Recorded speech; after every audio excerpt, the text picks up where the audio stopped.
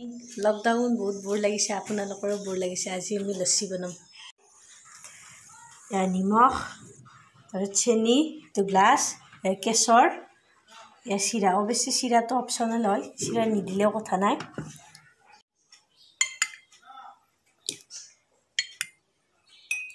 অলপ লৈছোঁ।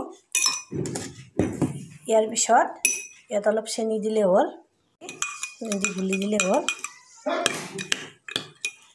তাৰপিছত সোৱাদ অনুযায়ী নিমখ দিলে হ'ল।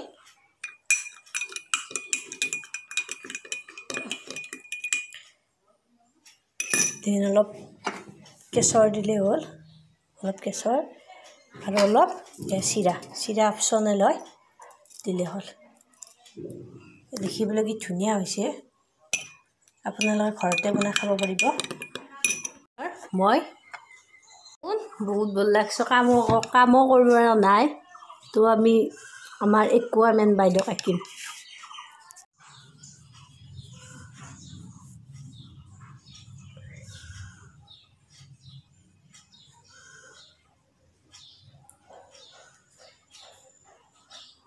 বাইদেউ ককা হৈ গ'ল, আগলৈ উৎসাহ পালে আৰু আঁকি থাকিম।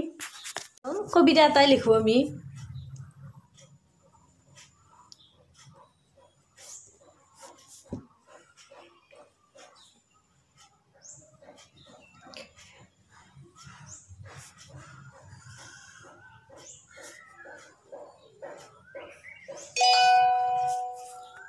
মই আপোনালোকক মাতি শুনিম। শিপিনী তুমি অসমৰ, দেহত নাই অলপো দুখ ভাগৰ। ৰোৱনী তুমি অসমৰ, ৰ'দ বতাহ কৰা একাকাৰ। শিপিনী তুমি অসমৰ, গৌৰৱ তুমি বিশ্বজয়ৰ।